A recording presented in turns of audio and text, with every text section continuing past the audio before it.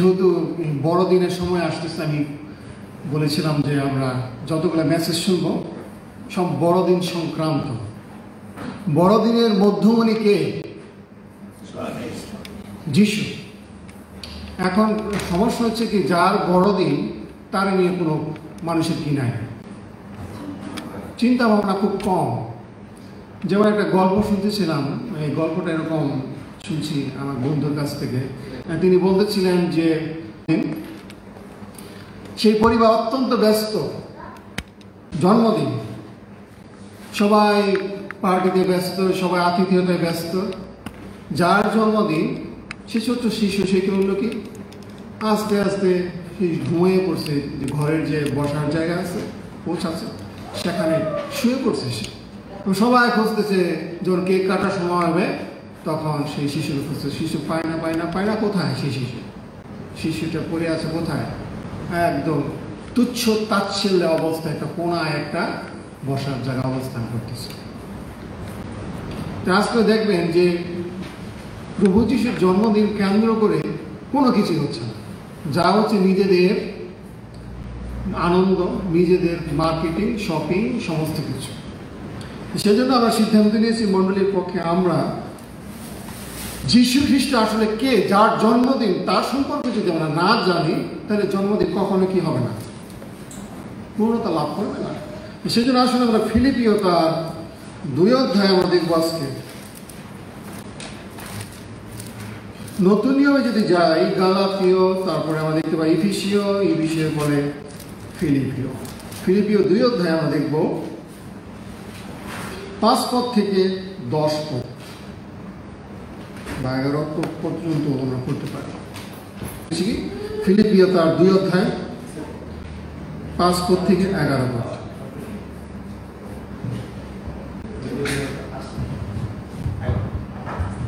আমার এক বোন পাঠ করে সাহায্য করবে।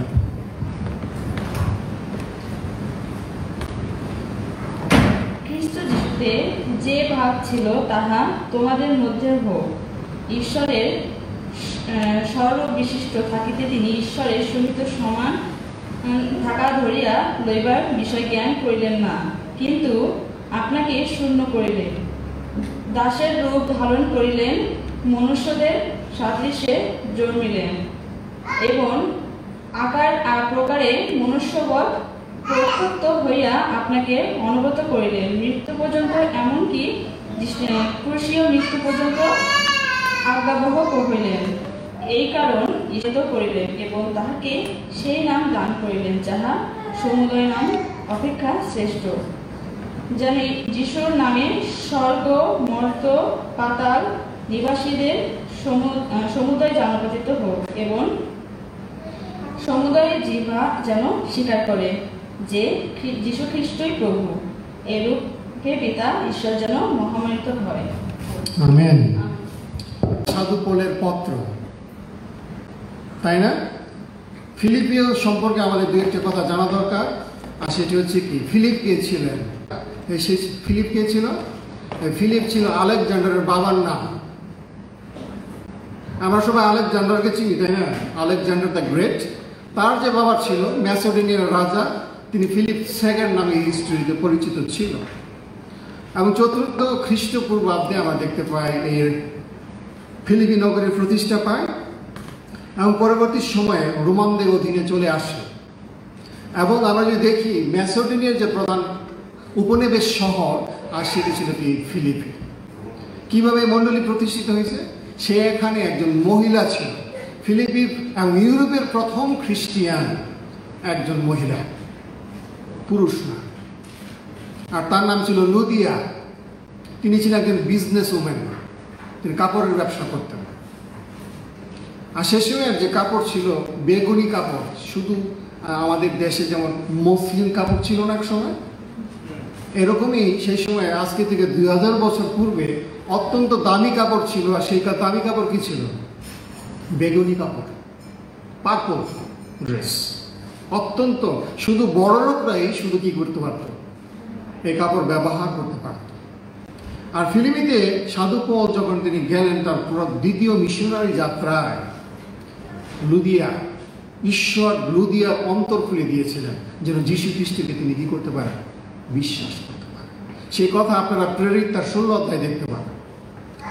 যখন তারা সেখানে অবস্থান করতেছিল সেই সময় আমরা দেখতে পাই যে একজন মন্দ আত্মা প্রাপ্ত একজন মেয়ে ছিল, ঠিক আছে?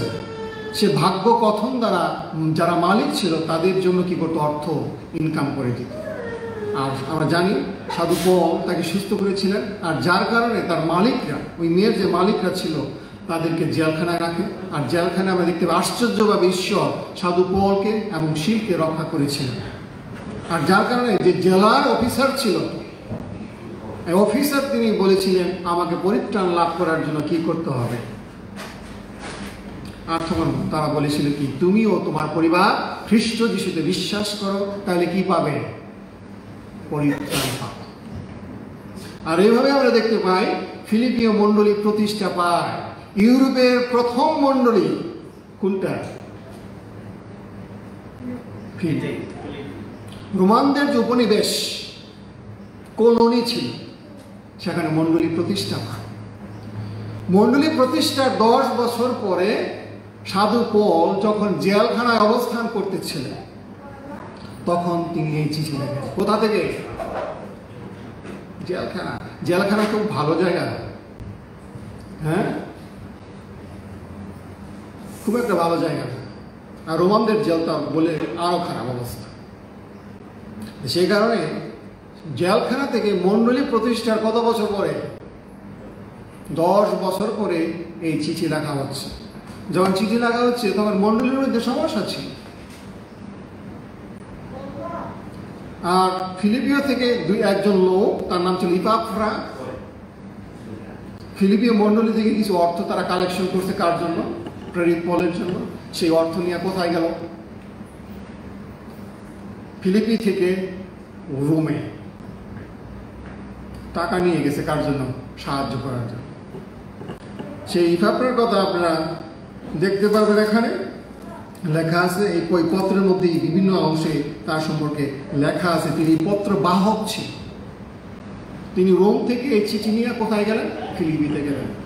এবং সেখানে তিনি বিশেষ করে খ্রিস্টানদের কেমন মনোভাব থাকতে হবে একজন খ্রিস্টান হিসেবে, সে কথা বলতে গিয়ে যিশুর যে আসল চরিত্র তিনি বলতেছিলেন, যে প্র্যাকটিক্যাল ইস্যু, থিওলজিক্যাল না।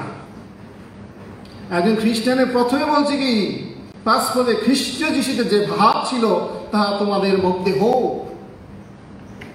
কিসের ভাব? খ্রিস্টের যে ভাব, সে ভাব যদি আজকে আমাদের না থাকে, আমাদের বড়দিন পালন সম্পূর্ণ কি হবে? বৃথা। খ্রিস্টের কেমন ভাব ছিল? এখানে সাধু পল 3টা যিশুর যে আইডেন্টিটি সম্পর্কে প্রথমত তিনি বলছেন। প্রথমত তিনি বলছেন কি, দেখেন লক্ষ্য করে 5 পদে থেকে আমরা 6 পদে যাই, সেখানে লেখা ঈশ্বরের স্বরূপ বিশিষ্ট থাকিতে তিনি ঈশ্বরের সহিত সমান থাকা লইয়া বিষয়ে জ্ঞান করিলেন না, কিন্তু আপনাকে শূন্য করিলেন, দাসের রূপ ধারণ করিলেন, মনুষ্যদের সদৃশে জন্মিলেন এবং আকারে প্রকারে মনুষ্য প্রত্যক্ষ হইয়া আপনাকে অবনত করিলেন, মৃত্যু পর্যন্ত, এমনকি ক্রুশীয় মৃত্যু পর্যন্ত আজ্ঞাবহ হইলেন। এই কারণে ঈশ্বর তাহাকে অতিশয় উচ্চ পদান্বিত করিলেন এবং তাহাকে সেই নাম দান করিলেন যার সমুদয় নাম অপেক্ষা শ্রেষ্ঠ, যেন যিশুর নামে স্বর্গ মর্ত পাতাল নিবাসী সমুদয় যেন পাতিত হয় এবং সমুদয় জীবা যেন স্বীকার করে যে যীশু খ্রিস্ট প্রভু। এইরূপে পিতা ঈশ্বর যেন কি হয়? মহিমান্বিত হন।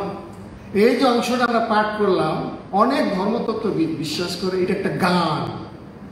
আদিমণ্ডলীতে গান গাইতে এটা, আমরা যে গান গাই সেরকমই আদিমণ্ডলীর একটা জনপ্রিয় গান ছিল, গানের একটা অংশ। এখানে যিশুর যে পরিচয় দেওয়া হয়েছে, প্রথম পরিচয় তিনি কি? ঈশ্বর। কি বলছে এখানে? ঈশ্বরের স্বরূপ বিশিষ্ট থাকিতে তিনি ঈশ্বরের সহিত সমান থাকা লইয়া 2 বার প্রশ্ন জ্ঞান করে।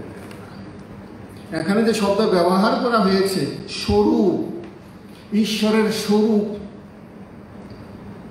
যে একই বলা হয়েছে, যে গ্রিক ভাষায় বলা হয়েছে মরফে। মরফে শব্দটা হচ্ছে সেম নেচার, সেম বৈশিষ্ট্য, সেম স্বভাব, এটার কোনো পরিবর্তন নাই। জন্ম হয়েছে স্বরূপ, ঈশ্বরের স্বরূপ মানে কি? যিশুর মধ্যে সবসময় ঈশ্বরত্ব বর্তমান ছিল।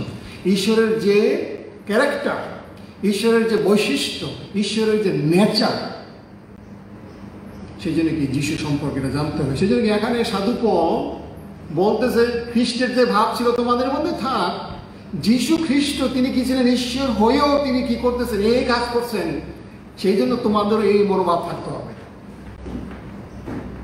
সেই জন্য কি খ্রিস্টের যার আমরা জন্মদিন পালন করতে যাচ্ছি, তিনি প্রথমত কে? ঈশ্বর।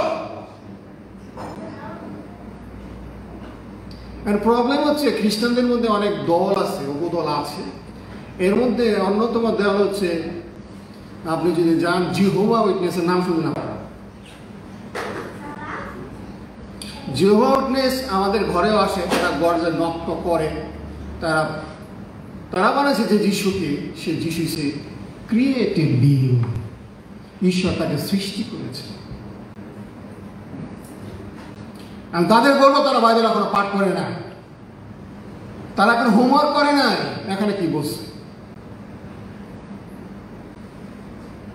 বলছে না এখানে ঈশ্বরের স্বরূপ বিশিষ্ট মরফে, মানে same nature, same eternal nature কার ছিল? যিশুর ছিল।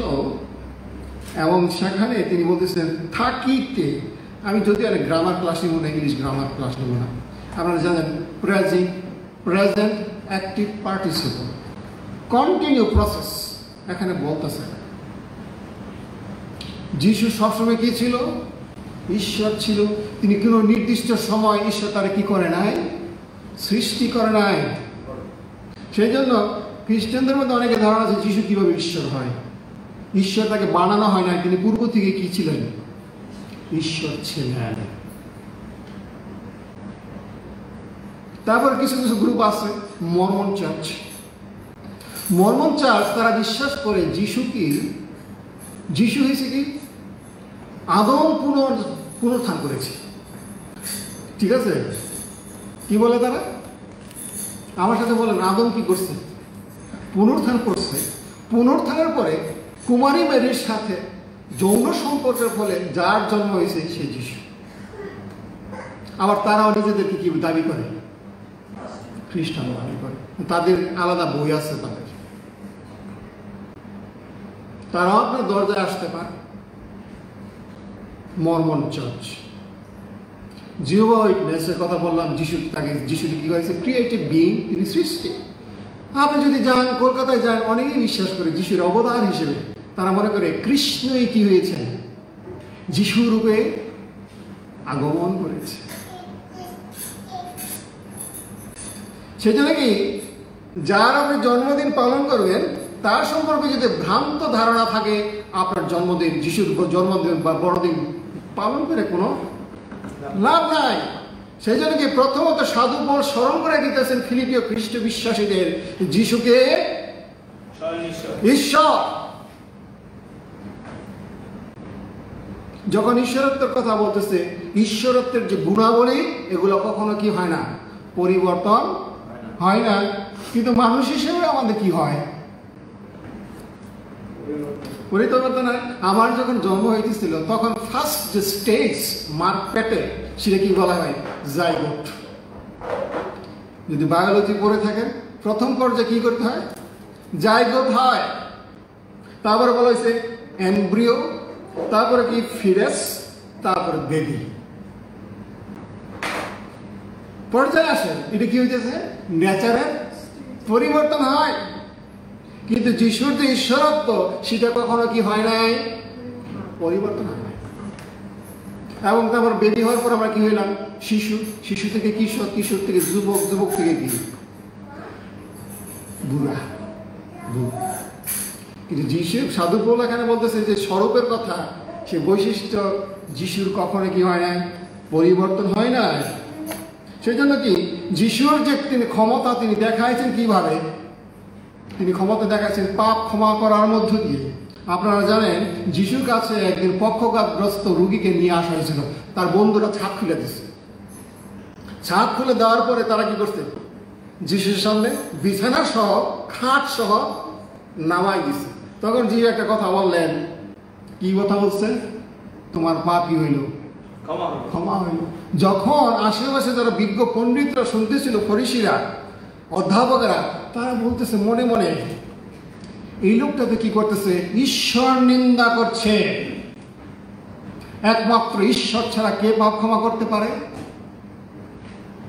তখন যিশু একটা কথা বলেছিলেন, মনুষ্যপুত্রের যে পাপ ক্ষমা করার অধিকার আছে তা বলার জন্য আমি এই কথা বললাম যে তোমার পাপ ক্ষমা করা হয়। তারপর বললেন, যিশু কি বললেন, তুমি এখন এই খাট পালং নিয়ে কি করো, উঠে নিয়ে বেড়াও।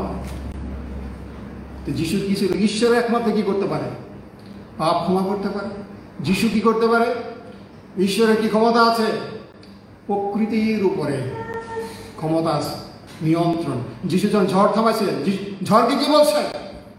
স্টপ, শান্ত হ। সেই জন্য কি শান্ত হয়েছে। যিশু যখন ঈশ্বরের তো দাবি করছে, তখন জিহুদেরকে বুঝে লাগাইছে। জিহুদের কি হয়েছে? বুঝে গেছে। যখন জেরুজালেমে তিনি সুসমাচার প্রচার করতেছিলেন, আমরা দেখি যোহন 5:18 পদ, যোহন 5:18 পদ। একজনের পাঠ করে। এই কারণ জিহুদীগণ তাহাকে বধ করিতে আরো চেষ্টা করিল, কেননা তিনি কেবল বিশ্রামবার লঙ্ঘন করিতেন তাহা নয়, কিন্তু আবার ঈশ্বরকে নিজ পিতা করিতেন, আপনাকে ঈশ্বরের সমান করিতেন। সেজন্য কি বলতেছে এখানে? কেন? কারণ যিশু নিজেকে ঈশ্বরের সমান। সমান শব্দের অর্থ কি? সমান। যে শব্দ ব্যবহার করেছে এখানে সমান। সমান বলতে সাইজ, একটা বক্স যেরকম সাইজ হইতে পারে, ইকুয়াল, তারপর হইতে quantity, quality, character, number same. জিহুদেরা বুঝতে পারছে, কিন্তু এখন অনেক খ্রিস্টানরা বোঝে না যিশু যে পিতা ঈশ্বরের কি সমতুল্য। সেজন্য সাধু পৌল এখানে স্মরণ করে দিচ্ছেন, ঈশ্বরের স্বরূপ বিশেষে তাকে তিনি ঈশ্বরের সহিত সমান থাকা ধরিয়া লইবার বিষয়ে জ্ঞান করিলেন না। প্রথমত এই বড়দিনে আপনাকে যার বড়দিন পালন করতে যাচ্ছেন তাকে স্বীকার করতে হবে তার আসল পরিচয় তিনি কি, তিনি ঈশ্বর। দ্বিতীয়ত তিনি কি হয়েছেন, মানুষ হয়েছেন। তার হিউমিলিটি কি হয়েছেন তিনি? 7 পদে দেখেন লেখা আছে, তিনি আপনাকে শূন্য করিলেন, দাসের রূপ ধারণ করিলেন, মনুষ্যদের সাদৃশ্যে জন্মিলেন। আমরা যেদিনে বলি যে মনুষ্যের সাদৃশ্যে জন্মিলেন, কবে? মানুষের রূপে কবে আসছেন পৃথিবীতে? আজকে থেকে 2000 বছর আগে। আমরা বলি 25শে ডিসেম্বর। 25শে ডিসেম্বর এটা কারেক্ট বা ইনকারেক্ট কোনো ব্যাপার না। ব্যাপার হয়েছে যিশু কি করছেন, একদিন জন্মদিন। অনেকে অনেক ফাঁসি খ্রিস্টান আছে, যিশু 25শে ডিসেম্বর কি করে নেয়, জন্ম নেয় নাই, সেই জন্য ওই দিন জন্মদিন পালন করা কি ঠিক না। তাদেরকে বলবো আর জানা উচিত সেটা কি, যিশু একদিন কি করেছেন, জন্মগ্রহণ করেছে। সেজন্য কি দ্বিতীয়, প্রথমত আমরা দেখলাম যিশুকে ঈশ্বর, দ্বিতীয়ত তিনি কি হলেন, মানুষ হয়েছেন। তার ইনকারনেশন, ঈশ্বর কি হয়েছেন, মানুষ হয়েছেন। সেই জন্য আমাদের পরীক্ষা করা উচিত কিভাবে মানুষ হয়েছেন। যোহন তার 1 অধ্যায় 14 পদ বলছেন। তারপর দেখেন, লক্ষ্য করে দেখেন, তিনি আপনাকে শূন্য করিলেন, দাসের রূপ ধারণ করে মনুষ্যের সাদৃশ্যে জন্মিলেন। শূন্য করছেন। কিভাবে শূন্য করছেন? জিরো বানাইছে কিভাবে? যিশু নিজেই শূন্য করছেন। এমটি কি করছেন? তিনি এমটি করছেন নিজেকে। অর্থাৎ তার যেসব সুযোগ সুবিধা ছিল স্বর্গের, সেই সমস্ত সুযোগ সুবিধা কি করছেন তিনি কখনো সেগুলো প্র্যাকটিস করে না। কি কি? প্রথমত তার মহিমা। আমরা যদি জগতে যে যিশুর যে মহিমা দেখতো শিষ্যরা মারা যেত। আমরা যিশায় যদি পাঠ করতাম 6 অধ্যায়, সেখানে যিশায় যখন দেখলো ঈশ্বরের মহিমা দেখছে, সে চিন্তা করছে আমি এখানে দাঁড়াবার মতো যোগ্যতা আমার নাই। সেজন্য কি যিশুর মহিমা প্রথম আছে সে কি করছে? শূন্য করেছেন। দ্বিতীয়ত তিনি নিজের কর্তৃত্ব শূন্য করেছেন। তারপর আমরা দেখতে পাই নিজের সুযোগ সুবিধা থেকে তিনি বঞ্চিত হয়েছেন। তার চেয়ে বরং তিনি কি করেছেন? পবিত্র আত্মার পরাক্রমের মধ্যে দিয়ে চলেছেন। তারপর আমরা দেখতে পাই পিতার সাথে যাদের সম্পর্ক সেটা তার চ্যুত হয়েছে। কখন? যখন ক্রুশে তিনি গেলেন, তখন তিনি কি বললেন? কেন আমাকে পিতা, হ্যাঁ পিতা, ঈশ্বর আমার, ঈশ্বর আমার, কেন তুমি আমাকে পরিত্যাগ করিয়াছ? কেন বলছে? তার মানে যিশুর সাথে পিতার কি হয়েছে? সম্পর্কে চ্যুত হয়েছে। এই জন্য যিশু বলছে কি আমি আমার পিতা ছাড়া কিছু করতে পারি না। তিনি বলছেন এই কথা। সেই জন্য যোহন 5 অধ্যায় 30 পদে যদি দেখেন, সেখানে লেখা আছে তিনি তো তার ঈশ্বরত্বের যে সুযোগ সুবিধা, কর্তৃত্ব, পরাক্রম সমস্ত কিছু তিনি কি করেছেন? ত্যাগ করেছেন। আপনার পেতে কিছুই করতে পারি না। যেমন শুনি তেমনি বিচার করি, আর আমার বিচার ন্যায্য, কেননা আমি আপনার ইচ্ছা পূর্ণ করতে চেষ্টা করি না, কিন্তু আমার প্রেরণকর্তার ইচ্ছা পূর্ণ করিতে চেষ্টা করি। আরে যিশু পরিষ্কার করে বলতেছেন আমি আপনা হইতে কিছুই করিতে পারি না। কিছু কিছু ভণ্ড লোক আছে, তারা এই পদ ব্যবহার করে। যিশু যদি ঈশ্বর হয়, কিভাবে বলছেন যে পদ আমি কিছুই করতে পারি না? তাদের উত্তরে এই কথা বলবো, যিশু নিজেকে কি করেছেন? শূন্য করছেন। যখন শূন্য করেছেন, তার যে কর্তৃত্ব, তার যে পরাক্রম, সমস্ত কিছু বাদ দিয়ে তাকে কি করতে হয়েছে? পৃথিবীতে এসে পিতার ইচ্ছা পালন করার জন্য তিনি এসেছিলেন। সেই জন্য তিনি সাধু পল এখানে তিনি বলছেন কি যিশু কি করেছেন? নিজেকে শূন্য করেছেন। কোথা থেকে? নিজের কর্তৃত্ব, সমস্ত সম্পদ, স্বর্গের সমস্ত কিছু তিনি বাদ দিয়ে তিনি কি হলেন? পৃথিবীতে আসলেন। কেন? 2 করিন্থীয়তে লেখা আছে 5 অধ্যায় 21 পদে, যেন আমরা বড় লোক হইতে পারি। কি হইতে পারি? ধনী। যিশু গরিব হয়েছে কেন? কষ্ট, আমরা যেন ধনী হইতে পারি। বিশ্বাস হয় না? সবার চোখে সন্দেহের চিহ্ন দেখতেছে। আমরা দেখি প্রথম 2 করিন্থীয় 8 অধ্যায় 9 পদে লেখা আছে যিশু কেন গরিব হয়েছে? এরকম বিধ্বস্ত অবস্থা তার হিউম্যান রাইট, সেটা তিনি দাবি করেন। তার চেয়ে বরং দুঃখ কষ্টকে তিনি মেনে নিলেন। 2 করিন্থীয় 8 অধ্যায় 9 পদে লেখা আছে আমাদের প্রভু যীশু খ্রিস্টের অনুগ্রহ জ্ঞাত আসো, তিনি ধনবান হইলেও তোমাদের নিমিত্ত দরিদ্র হইলেন, যেন তোমরা তাহার দরিদ্রতায় কি হোক? রিচ পার্সন হোক। বলছে না? তার মানে কি যিশু যখন নিজেকে শূন্য করেছেন আমাদের পূর্ণ করার জন্য। বলতেছে বিশেষ করে দানশীলতার কথা সম্পর্কে আলোচনা করতে গিয়ে এই কথা তিনি বলতেছিলেন। যিশু নিজেকে শূন্য করেছেন কেন?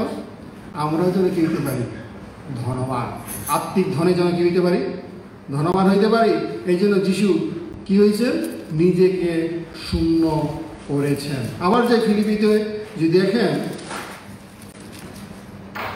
এখানে তিনি আপনাকে শূন্য করিলেন, দাসের রূপ ধারণ করিলেন, মনুষ্যদের সাদৃশ্যে জন্মের আকারে প্রকারে মনুষ্যদের প্রত্যক্ষ আপনাকে অবনতি করিলেন।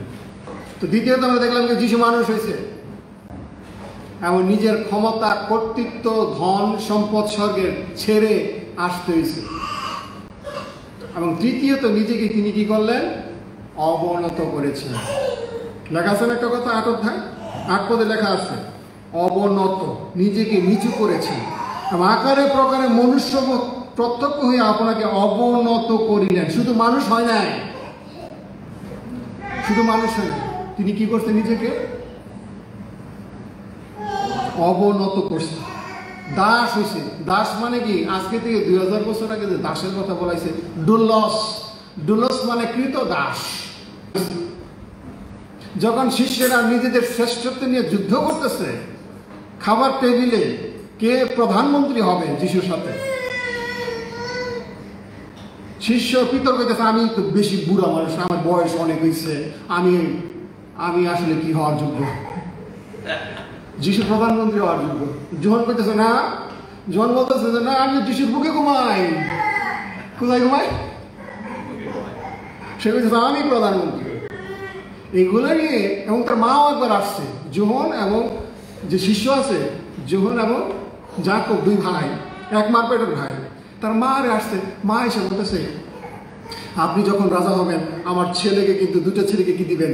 একজনকে রাইট হ্যান্ডে রাখবেন, আরেকজনকে লেফট হ্যান্ডে রাখবেন। এই রিকোয়েস্ট নিয়ে আসছে। আর যিশু বলছেন আমি যে বাপ্তিস্ম নিতে যাইতেছি তোমরা বোঝো না।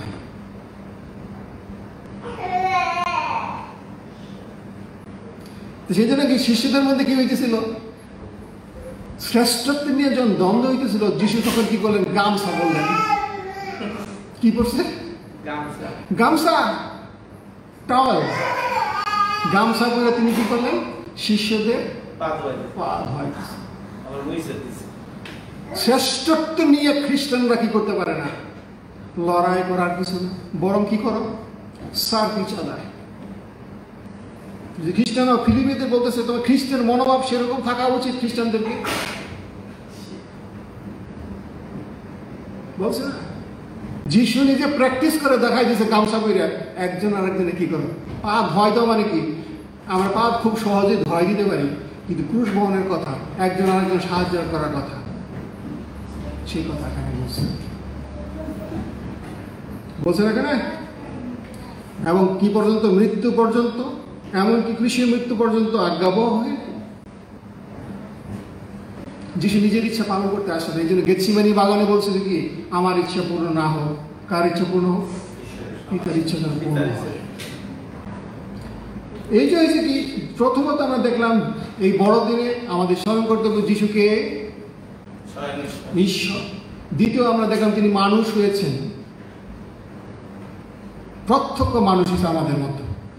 মানুষ বলতে কি? তার দুঃখ ভোগ ছিল, তিনি কেঁদেছেন, তিনি হেঁটেছেন, তিনি দুর্বল ছিলেন, সমস্ত দিক দিয়ে প্রলোভিত হয়েছেন, তিনি খেয়েছেন, ক্লান্ত হয়েছেন, ঘুমাইছেন,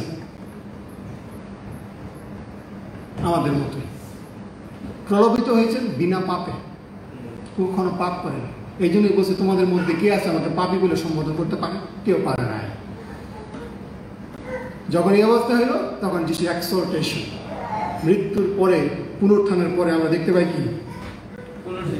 হ্যাঁ, 9 পদ থেকে দেখেন যিশুর এক্সহর্টেশন, যিশুকে উত্থান করা হয়েছে কি? যিশু এখন নতুন পরিচয় পেয়েছেন। সেই নতুন পরিচয় কি?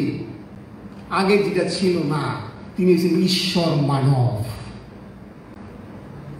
তিনি যে দেহটা লাভ করেছিলেন, দেহটা কি ছিল? পার্মানেন্ট। এই দেহ নিয়ে তিনি মারা গেছেন, এই দেহ নিয়ে তিনি পুনরুত্থান করেছেন, এই দেহ নিয়ে স্বর্গারোহণ করেছেন, আবার এই দেহ নিয়ে কি করবেন? আবার আসবেন। সেই জন্য যিশুর দেহটা কি ছিল? পার্মানেন্ট। সেই জন্য কি যিশু এখন কি ঈশ্বর মানব, যেটা আগে ছিল না। যিশু আগে ঈশ্বর ছিল, কিন্তু এখন কি হয়েছেন?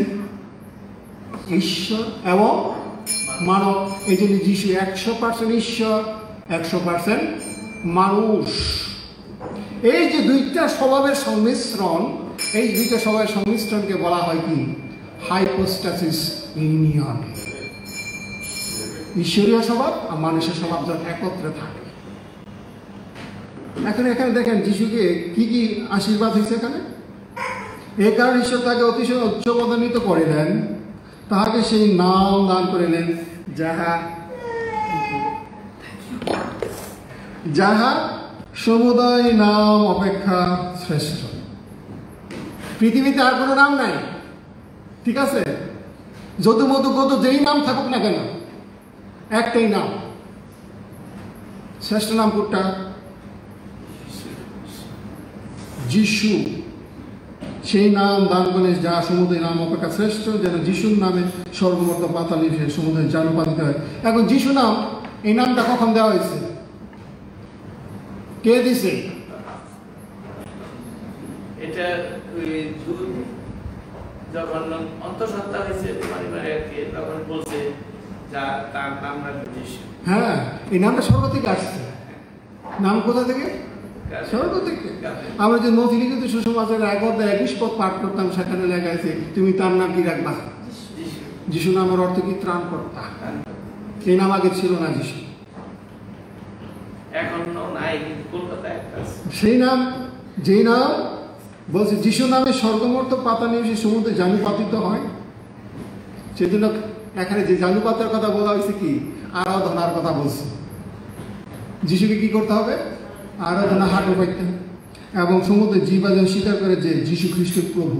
আর প্রভু হচ্ছে কি? ঈশ্বর মানব যিশুর সবচেয়ে হাইয়েস্ট টাইটেল। এই জন্য আমরা কথায় কথায় কি বলি? প্রভু যিশু। কি বলে? প্রভু যিশু। আর বাইবেলে বলছে পবিত্রতার প্রভাব ছাড়া কেউ বলতে পারে না যিশু কি। সেই কারণে যখন আমরা যিশুকে প্রভু বলছি, তখন পিতা ঈশ্বর কি হচ্ছে? মহিমান্বিত হচ্ছে। সেজন্য এই বড়দিনে যখন আমরা যার বড়দিন পালন করতে যাব, যার জন্মদিন পালন করতে যাব, তার প্রথম পরিচয় তিনি কি? ঈশ্বরের স্বরূপ বিশিষ্ট হওয়া সত্ত্বেও তিনি কি হয়েছেন? মানুষ হয়েছেন। আকারে প্রকারে মানুষ হয়েছেন, মৃত্যু পর্যন্ত কিন্তু অবনত করেছেন। এবং এই কারণে ঈশ্বর তাকে কিছু উচ্চ পদান্বিত করেছেন। সবাই হাঁটু পাইতে স্বীকার করবে যিশু কি? প্রভু। আজকে যে প্রভু বলে স্বীকার করেছে, খুব very good. Tomorrow very good. যদি স্বীকার না করে, তাকে সারা জীবন অনন্ত নরকে থাকতে হবে। সেই জন্য এখানে সাধু পল ধর্মতত্ত্ব নিয়ে তিনি কথা বলেন। তিনি বলছেন খ্রিস্টানদের এই ভাব থাকে। 1 পদ থেকে, ফিলিপিও 2:1 পদ থেকে দেখেন কি লেখা আছে। অতএব খ্রিস্টে যদি কোনো আশ্বাস, যদি প্রেমের কোনো সান্ত্বনা, যদি আত্মার কোনো সহযোগিতা, যদি স্নেহ করুণা থাকে, তবে তোমরা আনন্দ পূর্ণ করো। একই বিষয় ভাবো। প্রথমে কি করতে হবে? খ্রিস্ট ভক্তদের একই বিষয় ভাবো। একে প্রেমের প্রেমী, এক প্রাণ, এক ভাব বিশিষ্ট হও। প্রতিযোগিতা অনর্থক দরকার বসে দূষিত হবে। খ্রিস্টানদের মধ্যে সবসময় আমরা কি দেখতেছি বর্তমানে? প্রতিযোগিতায় আমার থাকতে হবে, এর পোলা ডাক্তার, আমার পোলাকে বানাইতে হবে। হ্যাঁ, ডাক্তার বানাইতে হবে। তার ছেলে উমুক করতেছে, আমি আরো বেশি করে দেখাই। কি চলতেছে আমাদের খ্রিস্টানদের মধ্যে? প্রতিযোগিতা। সে কোন গাড়ি চালাইতেছে? হ্যাঁ, মার্সিডিজ। আমি মার্সিডিজের উপরে কি আমি জানি না কোনটা। হ্যাঁ, তো সেই জন্য কি প্রতিযোগিতা চলছে। প্রতিযোগিতা করে গর্বের বসে চললে আমাদের বড়দিন কি হবে না? কখনো হবে না। তারপরে তিনি বলছেন দর্পের বেশি কিছু করবে না, বরং নম্রভাবে প্রত্যেকজন আপন আপন অন্যকে শ্রেষ্ঠ জ্ঞান করো। আমরা শ্রেষ্ঠ জ্ঞান করবো কিভাবে? সে কি বুঝে? সে কিছু বুঝে? আমরা সবসময় অন্যদেরকে নিজেদেরকে কি করি? শ্রেষ্ঠ মনে করি।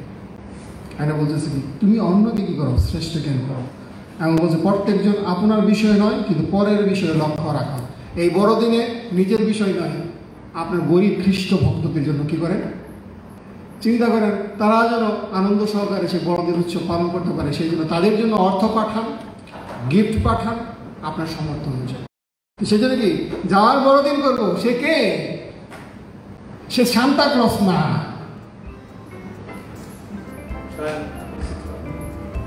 যার বড়দিন পালন করবো সে ঈশ্বর দিয়েছে, মানুষ হয়েছে। তাকে নিয়ে যে আজকে এই বড়দিন করার জন্য আমরা কি হই? প্রস্তুত হই। তাকে তুচ্ছ করে বড়দিন করে আমাদের কোনো লাভ হয়। সেই জন্য আজকে থেকে সেই মনোভাব